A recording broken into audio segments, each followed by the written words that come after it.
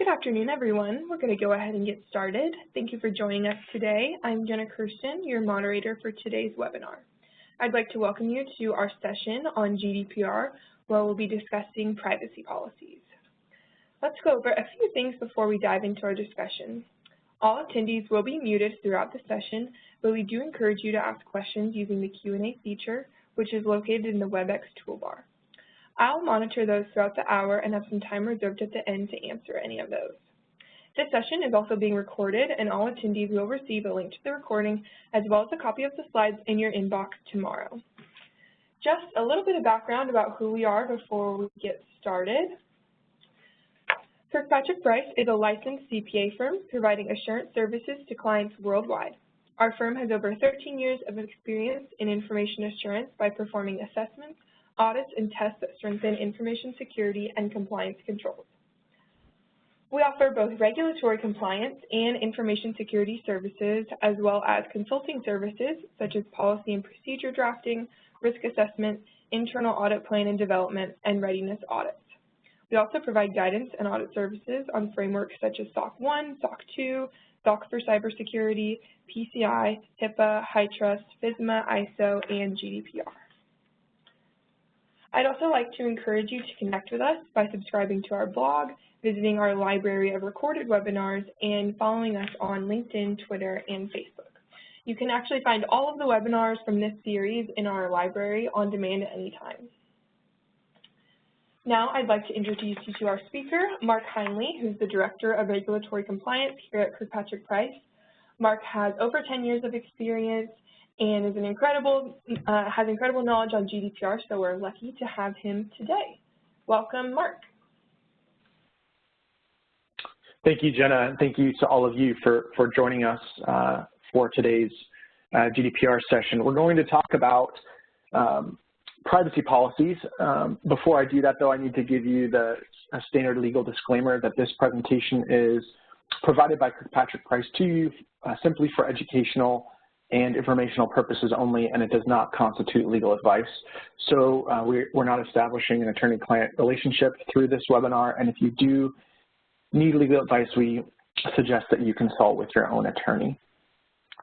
As I said, we're going to talk about privacy policies today, and if you notice, I've got that privacy policy squared because we're going to talk about both external privacy policies and internal privacy documentation. The terms can kind of get confusing.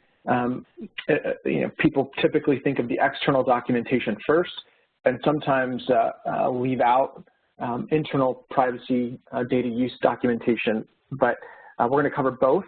And so we're going to give you talk about some issues that you need to address and some strategies for what to include in both of those items. In terms of external privacy policies, we're going to talk about the requirements from GDPR, mixed messages based on media and different industry resources about privacy policies. We're going to look at some quantitative analysis about privacy policies, and then we'll look at some specific examples, some from companies you know and that we'll mention, and some that are just anonymous to help us see some of the typical issues that we have identified in privacy policies. We'll give you some strategies for doing your best to ensure that your privacy policy is compliant. And then at the end of the first section, we'll provide you with a couple of resources to help you with your approach to reviewing your privacy policies. And then when we talk about internal privacy policies, we're going to talk briefly about the GDPR requirements for internal documentation to govern your data use, to govern your data processing activities, and go over some of the key content. It won't be an exhaustive list of items that you should include in your policy documentation, but some of the key areas to cover. All right, now that we've given you the agenda, on or about May 25th, you probably got a flood of emails in your inbox notifying you of updates to privacy policies from any organization or company that you had interaction with, probably at any point in your digital lifetime. And in front of you, you have a couple of examples from some organizations that you may be familiar with to give you a sense of what happened. Now, privacy policies existed before GDPR was a requirement. And so what typically happened was just they were updated. And we even have some quantifiable information about the makeup of these privacy policies prior to the May 25th, 2018 GDPR enforcement date. And so this was some data that I found to be useful and was already conducted, and I thought I would share it with you. We're going to go look at both pre-GDPR analysis and talk through that some, and then look at some post-GDPR enforcement date analysis to see what's happened. So here are 10 organizations, international, incredibly large, and very visible. And you can get a sense of where their privacy policies were before May 25th. A couple of things to note. First, they're long. Only one of these privacy policies, the reading time, clocks in at less than 10 minutes. And you have 3 of these 10 privacy policies that clock in at around 25 minutes in length, which is longer than the non-commercial runtime of a 30-minute television show. So that's a really long read of some really dense information. And again, this is all prior to GDPR. And then you have, on the far right-hand side, you can see the reading level as graded by those who conducted this review. And every single one of those, the lowest grade level is 11th grade, which is Facebook. And then you go all the way up to an 18 reading level for eBay. So you've got not only a lot of information to read, thousands of words, dozens of minutes, but it's also, in general, speaking of general audiences, it's hard information to read. This is all before GDPR. Now we come to the GDPR requirements that impact privacy policies, and you've got the general requirement in Article 5, one of the data processing principles, which is just to process data transparently, and that impacts privacy policies because that's the most likely place for an organization to interact with and be transparent with data subjects and natural persons. Then specifically, you've got Articles 12 and 13, which identify information that controllers must provide to data subjects. And that information is generally provided in terms of the privacy policies. So you had long privacy policies. They were hard to read before GDPR came into effect. And then you've got these specific and general requirements.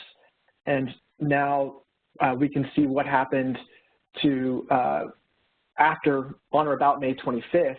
I want to show you some headlines from sources like the New York Times and CNET, and you get a bunch of mixed messages. The CNET headline is, I believe, the one on the top that said the subheader is, if a privacy policy changes and no one reads it, does it really matter? And then you've got the New York Times headline right underneath it that says, getting a flood of GDPR-related privacy policy updates, read them. And then on the very bottom, you've got one that said why it's meaningless to accept a GDPR privacy policy. So you've got a couple of different items to note from these different headlines. One is just the volume of privacy policies. Again, noting that pre-GDPR, some of these lasted longer than a TV show. And two, a note about the usefulness or lack of usefulness, apparently, from the news source's perspective of these privacy policies. So if you read those headlines, either from a personal perspective or for your organization, you might conclude that privacy policies, especially in a post-May 25th world, are pretty meaningless. But I think that's an incorrect view. And I think both the numbers bear that out, and then some anecdotal sampling also bears out the fact that there's still work to be done to be GDPR compliant in terms of privacy policies. So let's look at a couple of numbers from the same organizations that we reviewed the numbers of for pre-GDPR privacy policies and look at their post-GDPR privacy policies. So what we find is, on average, they are longer, and that's based both on word count and reading time. Word count was increased an average of up to 38%, and reading time was increased on average by 6 minutes. So now you no longer have any of the reading times below 10 minutes. Yahoo's is now at 11 minutes. And then not only are they longer after GDPR enforcement date, but they are harder to read from a reading level perspective. The lowest grade level of any of these 10 is now 1 grade higher. It's now 12th grade is number 12 is the lowest reading level, and several of them have increased. eBay went from 18 to a 20, Facebook's reading level increased, Instagram's reading level increased, and Netflix's reading level increased. So the interesting thing about this is the intent and the explicit language within GDPR regarding the kind of information and the presentation of that information to data subjects indicates that these 10 organizations may have done exactly the opposite of what they should have done. So I want to show you what the intent from GDPR was and the results of the post-GDPR analysis. The intent from GDPR explicitly from Article 12 is that information would be presented in a concise manner, and our analysis indicates that after GDPR enforcement, privacy policies are longer. And then second, the intent is that there would be clear and plain language in communicating information to data subjects, and our post-GDPR analysis indicates that the information from a reading level perspective is actually harder to understand. And if the just comparison, the pre and post-GDPR comparison weren't enough, you have a quote here from Monique Goins, who's the General Director of the BEUC, which is a European consumer advocacy group. And she said a little over a month after the GDPR became applicable, many privacy policies may not meet the standard of the law. This is very concerning. It is key that enforcement authorities take a close look at this. So not only does our analysis indicate that organizations are still not compliant with GDPR in terms of their privacy policies, but things may actually have gotten worse. They may have included the required elements, but or some of the required elements at least, but the general intent was not met of being concise and plain language and clear. I think there's a couple of reasons for the pre and post issues. I think part of it was a rush to get privacy policies updated. So many organizations, especially in the US, were a bit caught off guard and had been developing their privacy policies based on US federal or state law or other requirements, and saw the May 25th date approaching and moved very quickly to update their privacy policies. Then the second element, and I kind of referred to this, is the fact that GDPR added some requirements that for most organizations they didn't have in their privacy policy. So unless they cut content to include all of the elements required by GDPR, they were going to have to add length and words, and also content that may have increased the reading level. And then the third thing is I think that there's generally an awareness with GDPR coming into play. The visibility of privacy policies may have incentivized organizations to be overly informative when they were drafting their documentation, kind of a better safe than sorry approach, thinking that safe means more rather than less. The point of all this is just to establish that updating privacy policies in response to GDPR may have had the opposite effects that GDPR intended and that organizations were striving for. And large organizations, the 10 organizations that we saw the numbers from in terms of their privacy policies, they're all large, they're all international, they all have lots of resources, and they still may not be compliant.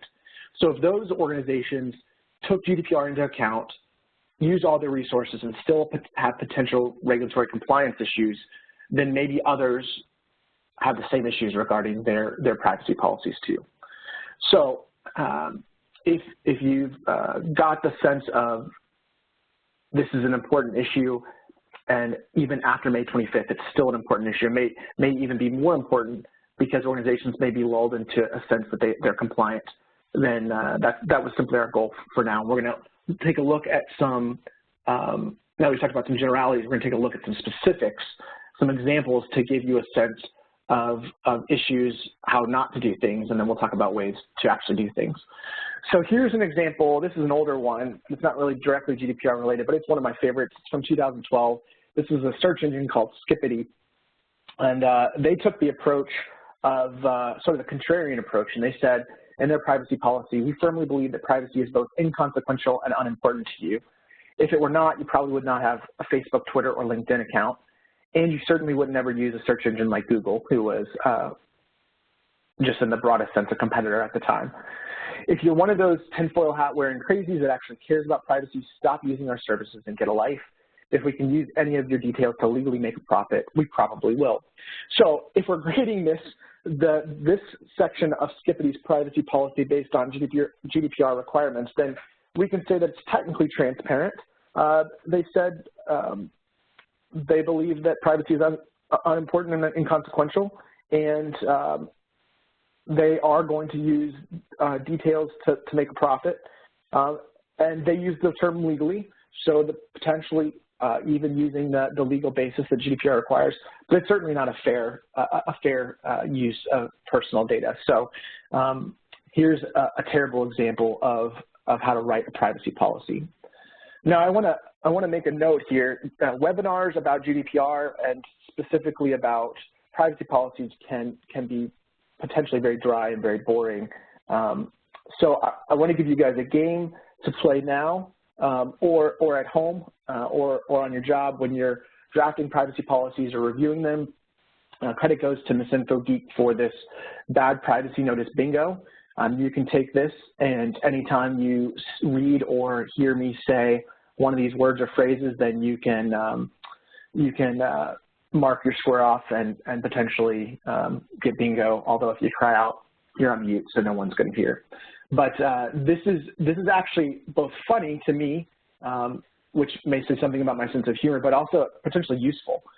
There are some helpful items on this list in terms of things that should not be used in a privacy policy, and we'll actually see some of these in specific below as we move to some examples, current examples of privacy policies. So let's start with Google, and this is language that we're going to show you from their current privacy policies, just a snippet. But they said, we collect information about your activity in our services, which we use to do things like recommend a YouTube video you might like. And the emphasis on the word things and like are mine. And I point this out to you to note that that phrase is not clear. When you use the term things like, you're indicating that there are other things that Google does with your personal data, but those other things aren't specified. So from my perspective, this doesn't satisfy the transparency requirement, and there may be other implications in terms of legal bases where Google may not be properly establishing the legal bases and being transparent about that in terms of the specific processing activities that it performs.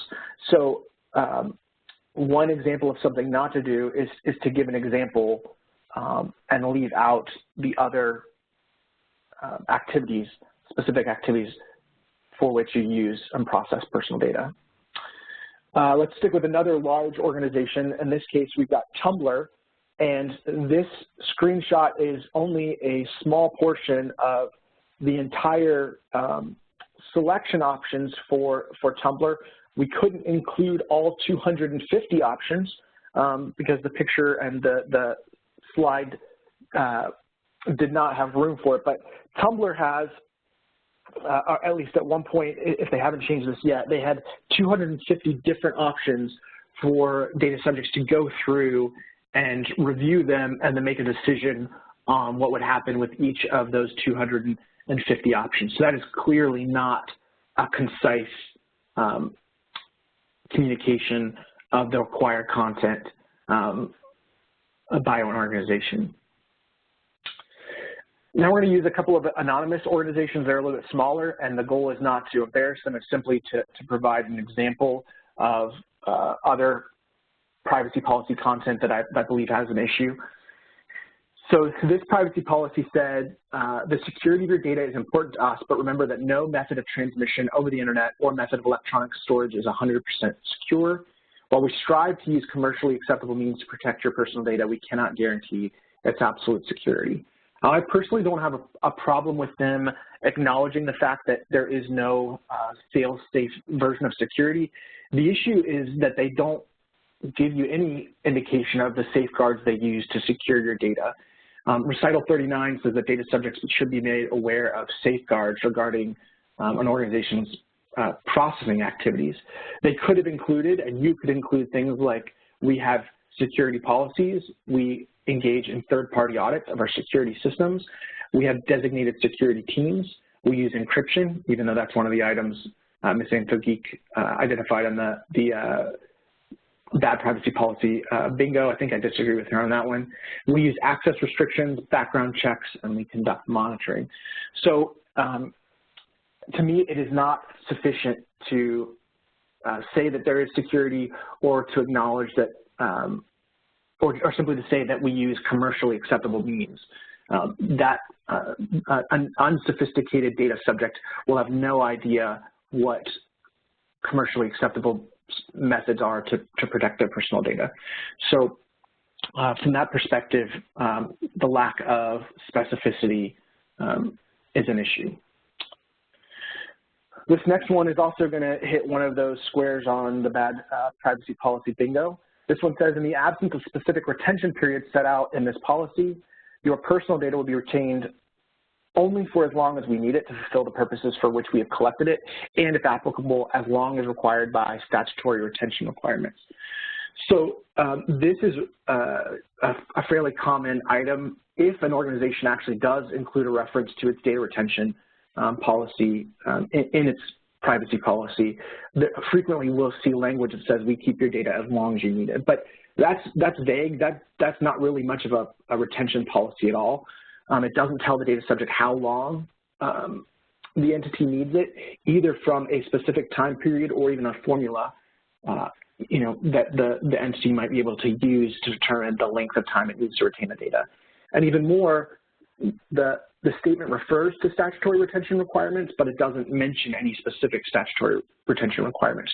So it makes me wonder if there are any actually applicable statutory retention requirements, or if this was just drafted as catch-all language that was intended to be broad but may actually not be current. I don't think that an organization actually has to list every single statutory requirement, but if there are certain statutory requirements to retain data that are known by the organization and would certainly be familiar to a data subject, then those would be appropriate to include. For example, HIPAA. There are specific requirements within HIPAA and other healthcare regulations from a U.S. perspective that have a minimum retention period, and those are defined periods of time that are understandable by a data subject. I know from a European perspective, for example, France has a law that requires organizations to be able to recreate a transaction, a financial transaction, for example, a customer at a fast food restaurant. So that French law would be an example of something that an entity could specifically reference, whether it was a specific time period or a formula by which the organization uses to determine how long it should retain data. So that language of as long as we need, score a point on your bingo card, and note from my personal perspective, I don't think that retention standard is going to hold up. As I said, it's really not much of a retention standard at all. We need more specifics. We either need a definition, some type of definition, either numbers or some sort of formula. So we've talked about lack of being concise, lack of being specific with respect to security safeguards, lack of real data retention policy. And then in this case, we've got a statement that says, by visiting this website, you consent to the collection and use of your personal data as described herein.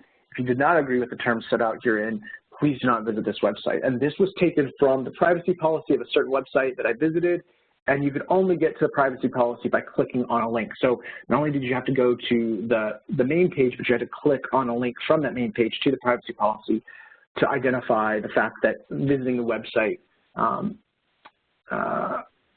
establishes consent from that organization's perspective.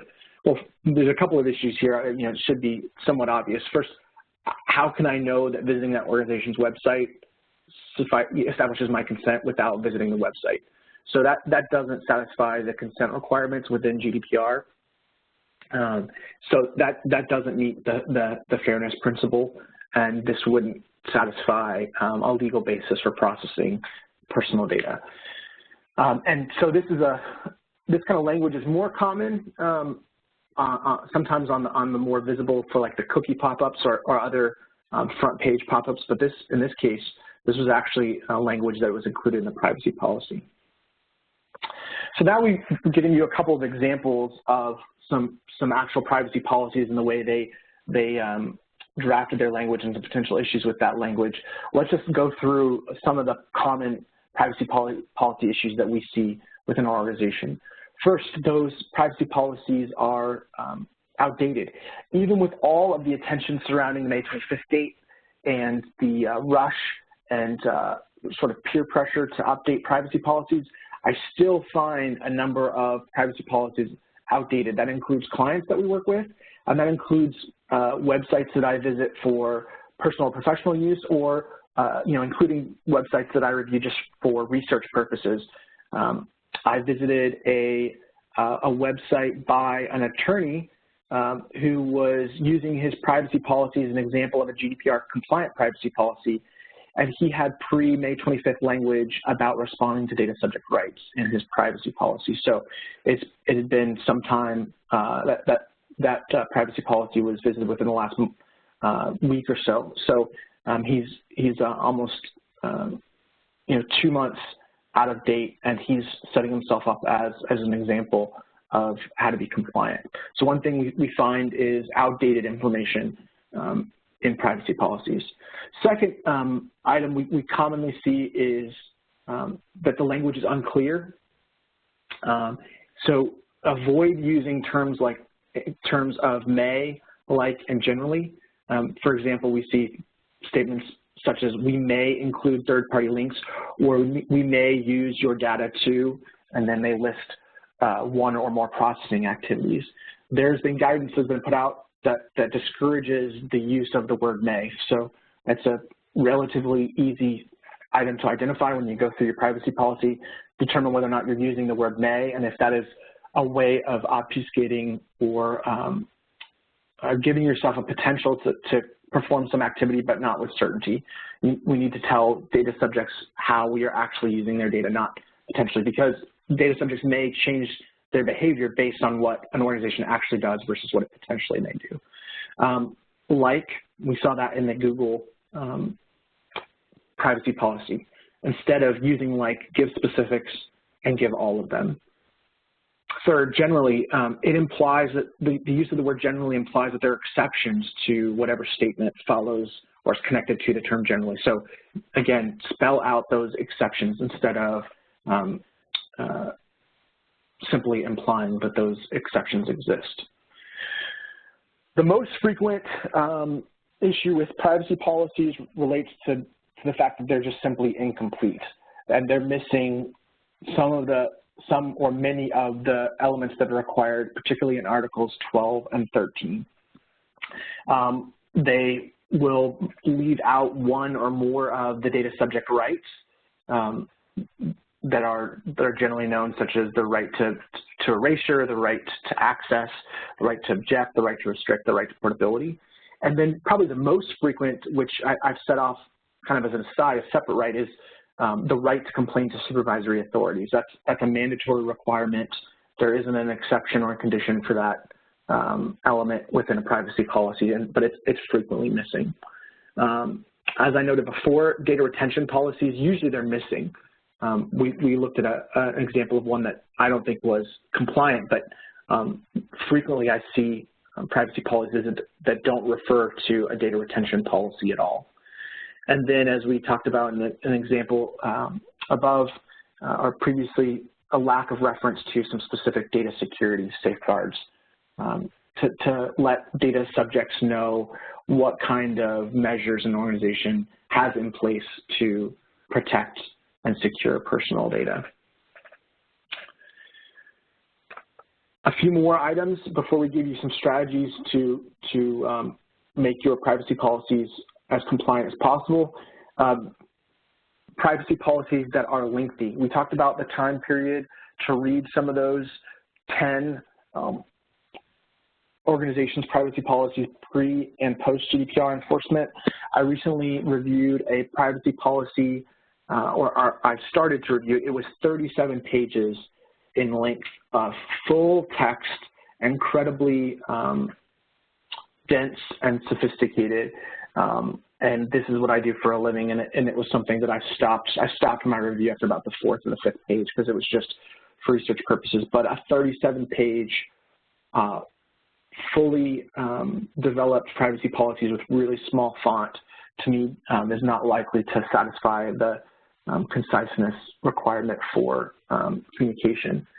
And that link can exist, as I said, both in general, it's 37 pages, but then also in portions of it, I think it's advisable to not use really long text blocks of language. I think that's going to make it less likely that the information is plain and accessible.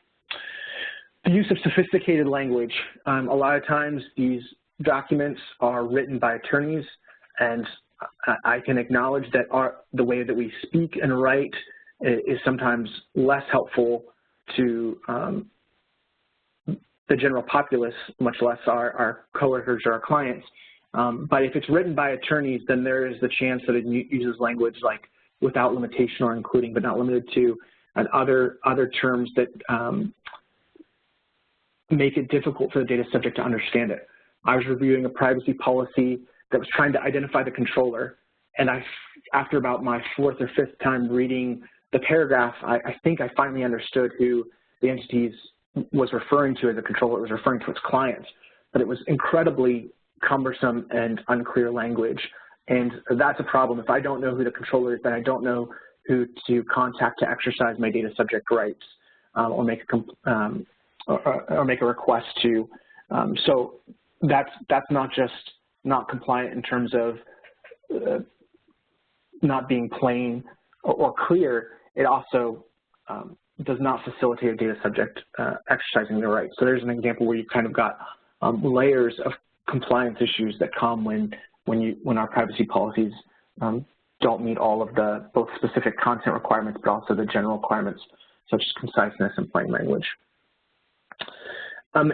We frequently see privacy policies that are combined with contracts or other information, and so it makes it difficult to know what parts of the information refer to the way that the organization processes data and other terms that are binding the organization and the data subject into some form of relationship, or some kind of other information that isn't a contract but also isn't the privacy policy.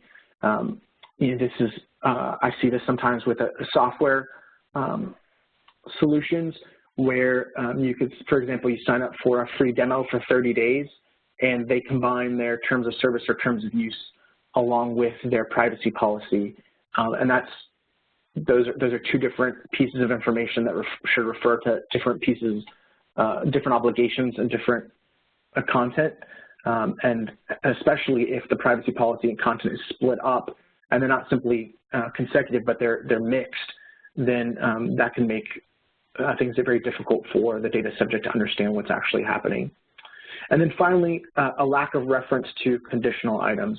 The 4 items that I referenced earlier, the data subject rights, the right to complain to supervisory authorities, retention periods, and lack of description of data security safeguards, those, from my perspective, there's no conditions that you have to meet to include those. Those should be included in every privacy policy. But there are some items that are conditional. If you don't perform automated decision-making, then you don't have to refer to that in your privacy policy, or you can simply state that you don't conduct automated decision-making. But if you do conduct automated decision-making, then you need to include the required content regarding that activity, such as the right to have human intervention. And then international data transfers. There may be an organization that actually doesn't transfer data out of the EU or the EEA, and if they don't, then they don't have to refer to the fact that they actually perform such transfers and the safeguard mechanisms. But I suspect that many of the organizations for the privacy policies that I was reviewing do actually engage in international data transfers, and they simply didn't include that information in their privacy policies. So those are some of the most common privacy policy issues we see. I want to give you some strategies because we're here not just to point out where organizations are doing things wrong. We're here to fulfill our mission statement to empower, educate, and inspire to greater levels of compliance and information security. So here are a few strategies.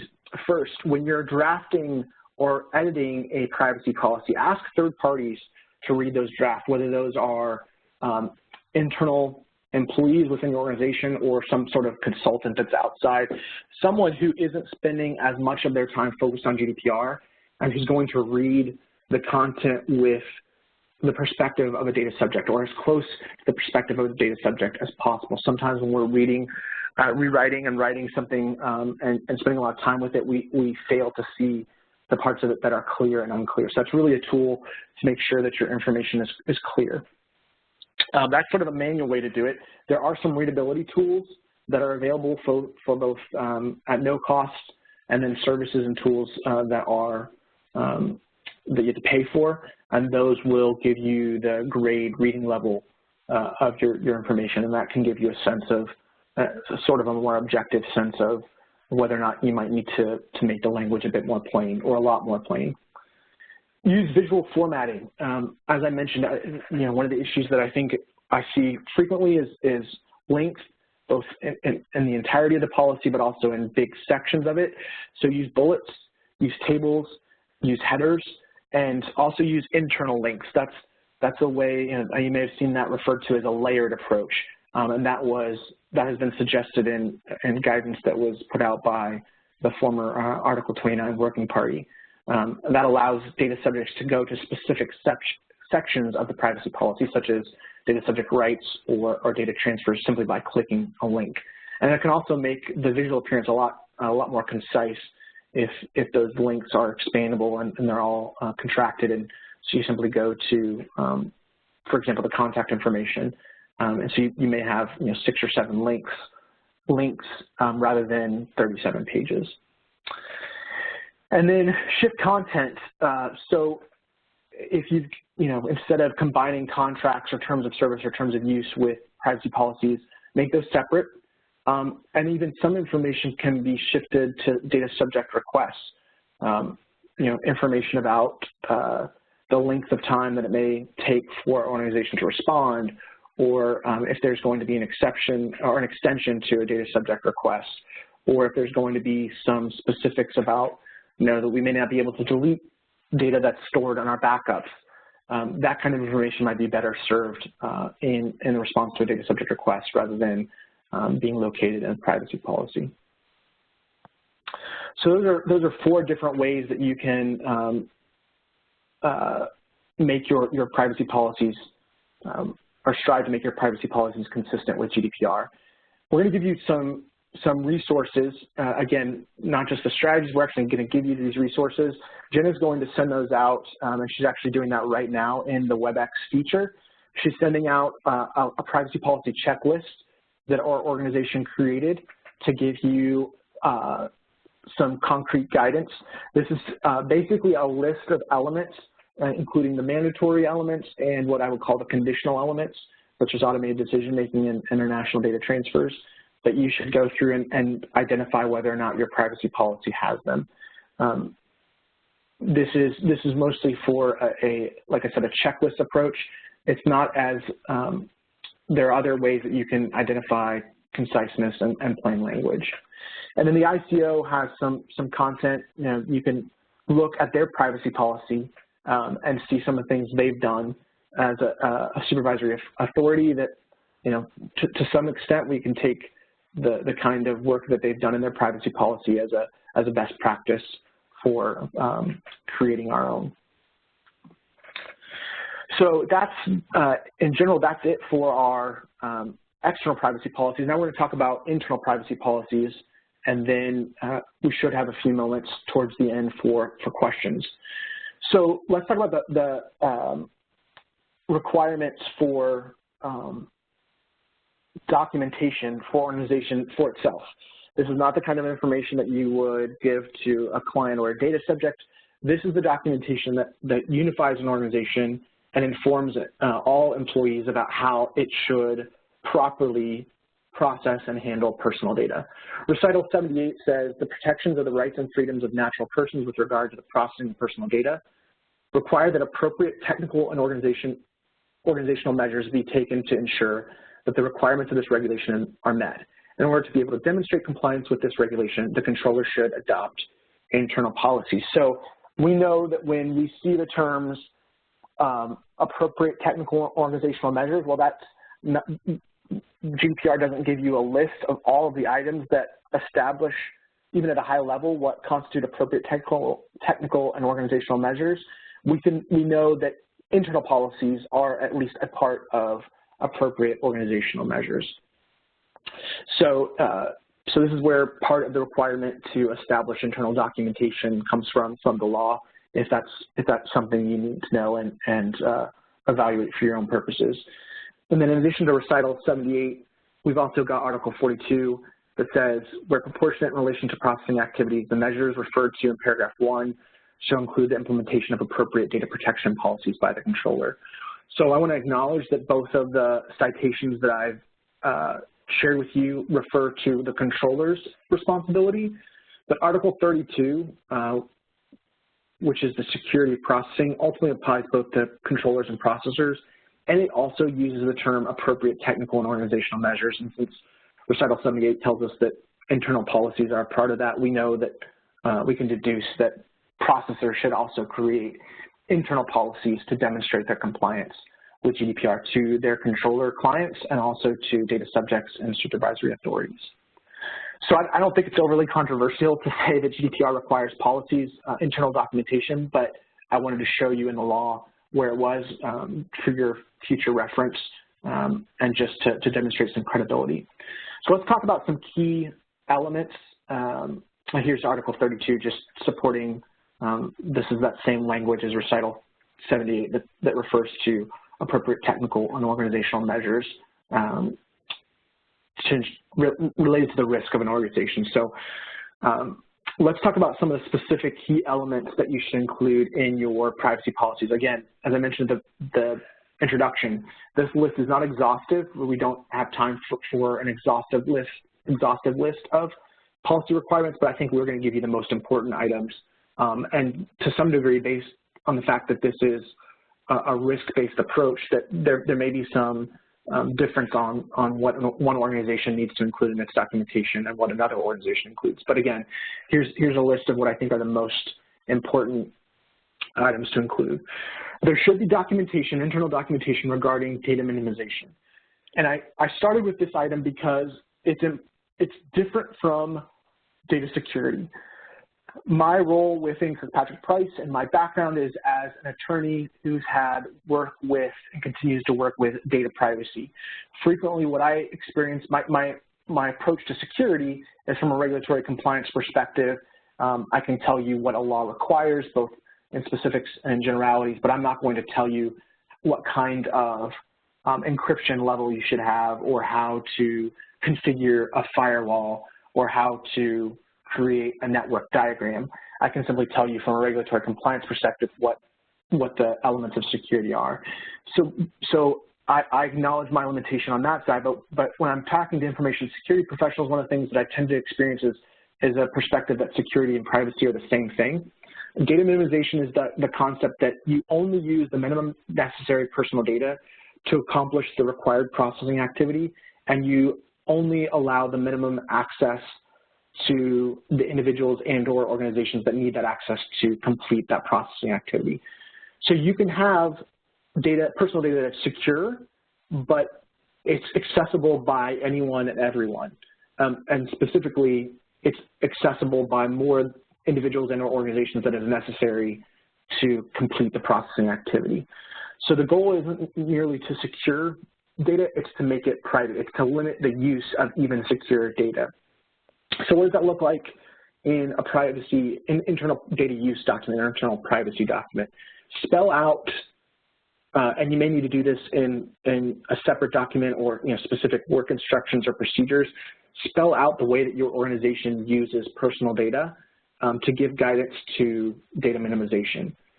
This will probably need to combine with and coordinate with information security and logical access policies, but there should be some documentation that spells out the ways in which your organization needs to use data and the individuals and entities in general, if not the actual names of the people or entities that should access that data to perform those data activities. And then what that does is that allows you to sort of test either individually or using some outside source to test whether or not your data minimization activities are working as they're designed. If you have established how data should be used and who should be using it, outside of whether it's secure or not, you can identify whether or not there are additional individuals or organizations that are using that data in a way that's contrary to policy and to GDPR in general. So you should be documenting how do we actually use data, what's the minimum amount of data that we need.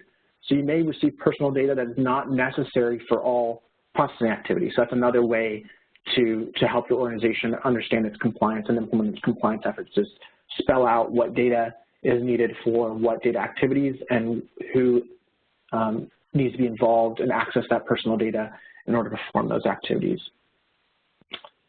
The second item is purpose limitation. Again, this is a concept that's different than securing data. It says this is asking and answering the question in documentation for your entire organization, what are we allowed to do with personal data? Because those are the boundaries for an organization to use personal data. For controllers, that's generally governed by, not just generally, it is governed by your legal basis for processing. So if you have the consent of a data subject, then whatever they consented to is or are the boundaries for your processing activities. If you have a contract, that would govern your processing activities. If you had a legitimate interest, that would govern your processing activities. That would limit your purposes. You couldn't exceed those boundaries. If you're a processor, things are a little bit more simple. From one aspect is that you have a single source, that's your contracts with controllers. That governs your purposes. And so your internal policy documentation should refer to those contracts and include them to the specificity necessary to ensure that data isn't being used for other purposes. So again, you could have data that is minimized as secure, but you could be doing something that you're not supposed to be doing with that data. Confidentiality and non-disclosure agreements should be a requirement for all employees, contractors, volunteers, and third parties, and should be implemented prior to those individuals or organizations processing activities. Some documentation should spell out that process and those responsibilities. And I want to note at this point, sort of midpoint in this conversation, that when I say internal policy documentation, from my perspective, if I'm advising clients or just participating in this sort of educational experience, I'm less concerned as an auditor, as an attorney, as a consultant with the architecture and design of those policies, and I'm more concerned about whether they cover the appropriate information, whether they've been distributed to everyone who needs to know them, and whether they're being monitored. So if you had a lengthy single policy or if you had smaller individual policies that were shorter, that to me is really irrelevant. It's less about how you put those policies together and more about whether they have the required content, whether those policies are known by people who need to know them, and whether or not they're operating as they're designed. So in addition to confidentiality and non-disclosure agreements, data protection impact assessments should be spelled out within your internal documentation, the required content. The individual is responsible for initiating, conducting, and reviewing a DPIA, and also potentially the factors that would potentially trigger a DPIA. I think it's important to have these. The purpose and benefit of internal policies is not just to check off a requirement within GDPR. It's that they're a source of accountability to organizations to force them to talk through, if they do it right, to talk through issues and come to a decision and make that decision set so that it can be known.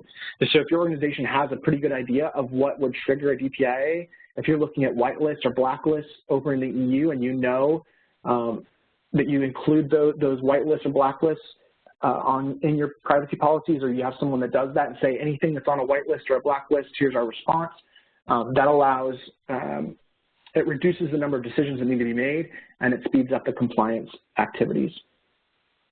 Coordination with designated representatives. Certain organizations located outside of the EU are required to have designated representatives in the EU. So you should be documenting, if you meet such a requirement, who's going to ensure that the designated representatives exist, that they have all the information that they need, such as the records of processing activities, and who will communicate with those designated representatives in the event that a data subject complains or inquires of the designated representative. And then finally, records of processing activities. Again, just like the designated representatives, certain organizations are required to maintain records of processing activities. The content is similar to the privacy policies that we talked about earlier.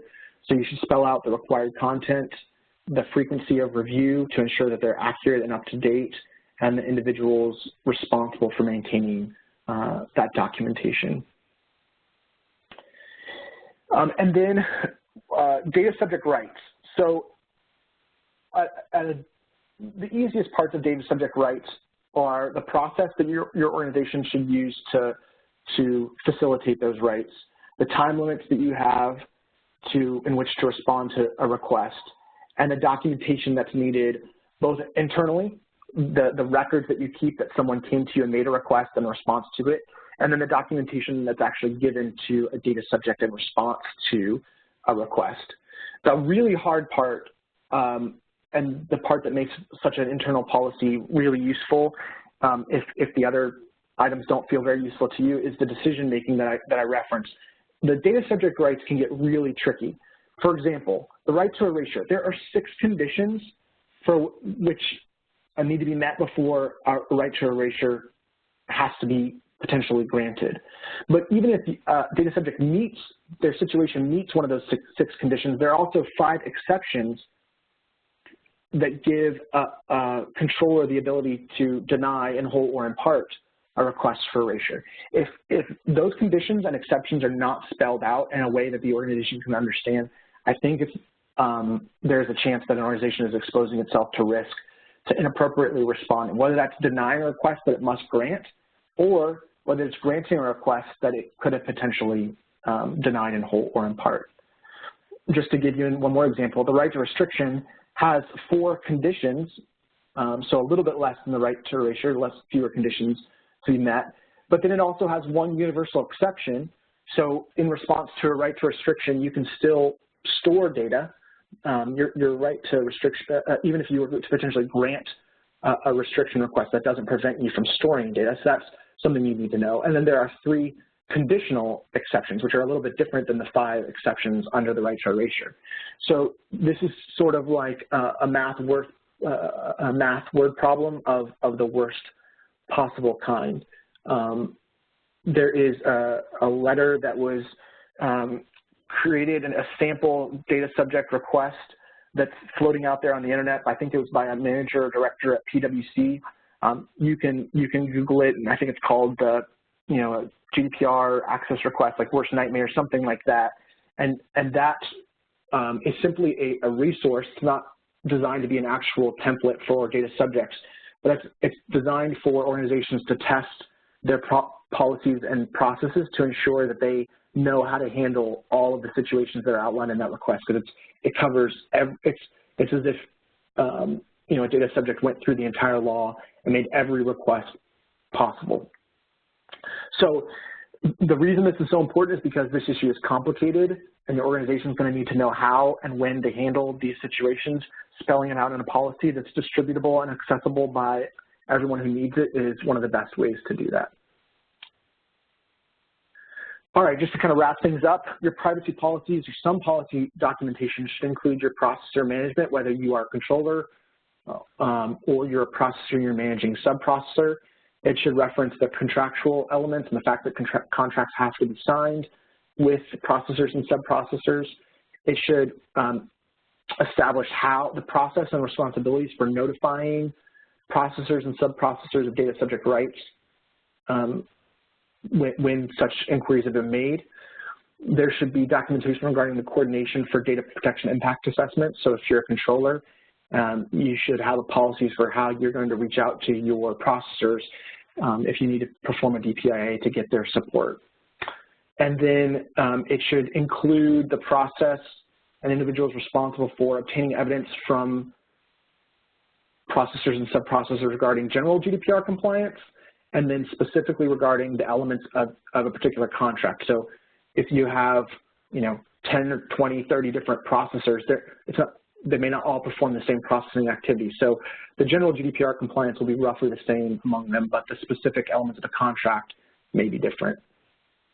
And then I believe the last item, we got training. It should be both, you should provide training both to your entire organization, but also role-specific training. For example, the individuals who are responsible for responding to data subject requests should get training to help them know how and when to respond. And that training should differentiate between security and privacy, as I mentioned before. And then our last item, this time I know for sure, is the concept of privacy by default and by design. This is going to coordinate and interact with your change management documentation, your business development activities, and your marketing activities, ensuring that those all include privacy designations from the beginning rather than remediation efforts after the activities have already been performed. So just to ensure that we have enough time for a few questions, we're going to wrap things up. So privacy policy squared, from an external perspective, review the content of your external privacy policy for clarity, conciseness, and content. We've given you the checklist that will help you, in particular with the third bullet point, that content element. The clarity and conciseness is going to be, to some degree, situation specific. But as I mentioned, there are third-party resources that can help you to some extent with both of those items. And then from an internal policy perspective, you just ask and answer these questions. Have you made and documented as many decisions regarding data processing activities with respect to GDPR as possible? And if you have, are more, or even if you haven't, either way, are more specific procedures or work instructions needed that would be department-specific or role-specific that not everyone may need to see and approve and review, but may be required for individuals who are responding to data subject requests or from data security perspective. Does everyone in the organization know about those policies? Internal policies are great if you have them, but they're not effective if nobody or only a few people know about them. Did you have a policy practice or review practice? Do you periodically review them? Generally, the best practices are annually. And then, are your policies operating effectively? Do you know if the things that you've said should happen are actually happening as they occur? That's going to wrap up our content for today. I wanted to just let you know that if you need help with either of the topics or both of the topics that we talked about today, that our company performs GDPR analyses and assessments that include a review of external and internal privacy policies. And we've got a team of professional writers that produce customized internal data privacy policies that are GDPR compliant. So we can help you with one or both if you're interested. That's all of the content that I have. I think we have just a couple of minutes for questions. Jenna, is that right? Yes, and we've got just a couple. One just being, have you seen any specific industry-specific checklist or anything like that? Someone specifically asked about the collection industry that they could reference. No, I think the checklist we've given you is what we have for right now. I have not seen industry-specific checklists. The content is going to be somewhat comparable between organizations, even if there's different industry issues such as data retention. That might be different, but the element of data retention would be similar to all industries. So right now, what we can give you is a general across industries privacy policy checklist. Okay. And another question was, are there any specific technical measures for software development to ensure compliance? There are. That's governed by the Article 32 security requirements. I am not a developer, but we have developers on staff, and I talk with developers about sort of best practices. There should be things like you should never use real personal data in testing. There should be segregation of duties between change management. There should be code review, both whether it's manual or using automated tools. There should be sponsors and review, background checks for developers. those are some of the ones that I can think of off the top of my head. And if you have, talk about that more and how we might be able to help you with that, we'd be happy to talk offline. Great, and just a reminder to everyone that you will receive a copy of the slides and a link to the recording tomorrow. And we have we have a ton of GDPR resources on our website. We have 4 other webinars in this series, so if you're looking to learn more about the law and how you can become compliant, we can definitely help you. So just reach out. You've got my email and Mark's is on the screen. So thank you everyone for joining us today, and thank you, Mark.